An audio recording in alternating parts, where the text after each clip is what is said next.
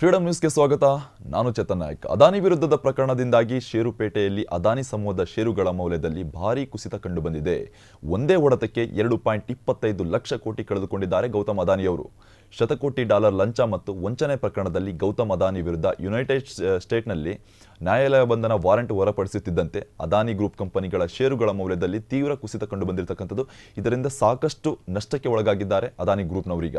ಷೇರು ಬೆಲೆಗಳು 20% ತೀವ್ರವಾಗಿ ಕುಸಿದಿದೆ. ಸೌರ ವಿದ್ಯುತ್ ಗುತ್ತಿಗೆ ಪಡೆದುಕೊಳ್ಳಲು ಭಾರತೀಯ ಅಧಿಕಾರಿಗಳಿಗೆ ಅದಾನಿ ಗ್ರೂಪ್ ಲಂಚ ನೀಡಿದೆ ಎಂದು US ಅಧಿಕಾರಿಗಳು ಬುಧವಾರ ಆರೋಪ ಮಾಡುತ್ತಿದ್ದಂಗೆ ಒಂದು ಷೇರಿನ ಎಲ್ಲ ಮೌಲ್ಯಗಳು ಕುಸಿತ ಬಂದಿರತಕ್ಕಂಥದ್ದು.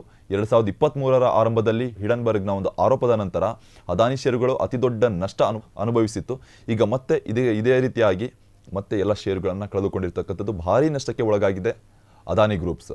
ಇದಕ್ಕೆ ಸಂಬಂಧಪಟ್ಟಂತೆ ಪ್ರಮುಖ ಕಂಪನಿಯಾದ ಅದಾನಿ ಎಂಟರ್ಪ್ರೈಸಸ್ ತನ್ನ ಷೇರು ಮೌಲ್ಯದಲ್ಲಿ 20% ತೀವ್ರ ಕುಸಿತವನ್ನು ಕಂಡಿದ್ರೆ, ಮತ್ತೆ ಅದಾನಿ ಎನರ್ಜಿ ಸೊಲ್ಯೂಷನ್ ಒಂದೇ ರೀತಿಯ ಕುಸಿತವನ್ನು ಅನುಭವಿಸಿದೆ. ಮತ್ತೆ ಜಾಸ್ತಿ ಆಗಿರ್ತಕ್ಕಂಥದ್ದು ಒಂದು ಲೆವೆಲ್ ನೋಡಿದರೆ ಅದರಲ್ಲಿ ಮತ್ತೆ ಷೇರುಗಳು ಕಮ್ಮಿ ಆಗಿದೆ. ಅದಾನಿ ಗ್ರೀನ್ ಎನರ್ಜಿ 19.17% ಮತ್ತು ಅದಾನಿ ಟೋಟಲ್ ಗ್ಯಾಸ್ 18.14% ಸಮಥಿಂಗ್, ಮತ್ತು ಅದಾನಿ ಪವರ್ 17.79% ಮತ್ತು ಅದಾನಿ ಒಂದು ಸ್ಪೋರ್ಟ್ಸ್ನ ಒಂದು ನೋಡೋದಾದ ಷೇರು 15% ಇಳಿಕೆ ಆಗಿರ್ತಕ್ಕಂಥದ್ದು.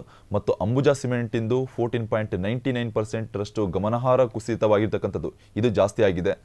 ಮತ್ತು ಅದರಲ್ಲೇ ಅವ್ರದ್ದು ಗ್ರೂಪಲ್ಲಿ ಮತ್ತೆ ನೋಡೋದಾದರೆ ACC ಷೇರುಗಳು ನೋಡೋದಾದರೆ 14.54% ಕುಸಿದಿದೆ. ಮತ್ತು NDTV ಷೇರುಗಳು ನೋಡೋದಾದರೆ 14% ಮತ್ತೊಂದು ಇನ್ನೊಂದು ಭಾಗ ಆದರೆ ಅದಾನಿ ವಿಲ್ಮರ್ ಅದರದ್ದು ಕೂಡ 10% ಕುಸಿದಿರ್ತಕ್ಕಂಥದ್ದು.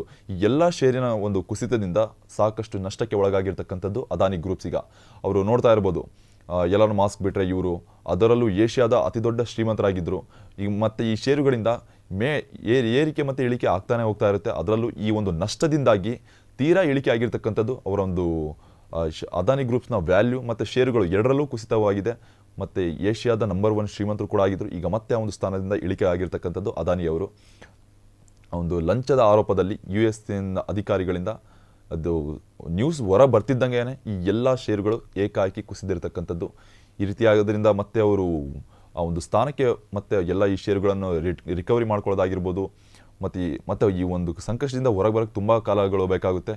ಈ ಎಲ್ಲ ಕಾಲಗಳು ಚೇಂಜ್ ಆಗ್ತಾ ಹೋದಂಗೆ ಮತ್ತೆ ಷೇರುಗಳು ರಿಕವರಿ ಆಗುತ್ತೆ. ಅಲ್ಲಿ ತನಕ ಕಾದು ನೋಡಬೇಕಿದೆ, ಮತ್ತೆ ಷೇರುಗಳು ಡೌನ್ ಆಗುತ್ತಾ ಅಥವಾ ಏರಿಕೆ ಆಗುತ್ತಾ ಅಂತ. ಇದಾಗಿತ್ತು ಇವತ್ತಿನ ಸುದ್ದಿ. ನೋಡ್ತಾ ಇರಿ ಫ್ರೀಡಂ ಟಿವಿ, ಇದು ಜನಸಾಮಾನ್ಯರ ಶಕ್ತಿ. ಕ್ಷಣ ಕ್ಷಣದ ಸುದ್ದಿಗಳಿಗಾಗಿ ಫ್ರೀಡಂ ಟಿವಿ ಸಬ್ಸ್ಕ್ರೈಬ್ ಮಾಡಿ, ಲೈಕ್ ಮಾಡಿ ಹಾಗೂ ಫಾಲೋ ಮಾಡಿ. ಹೊಸ ಸುದ್ದಿಗಳ ನೋಟಿಫಿಕೇಶನ್ಗಾಗಿ ಬೆಲ್ ಐಕಾನ್ ಮೇಲೆ ಕ್ಲಿಕ್ ಮಾಡಿ.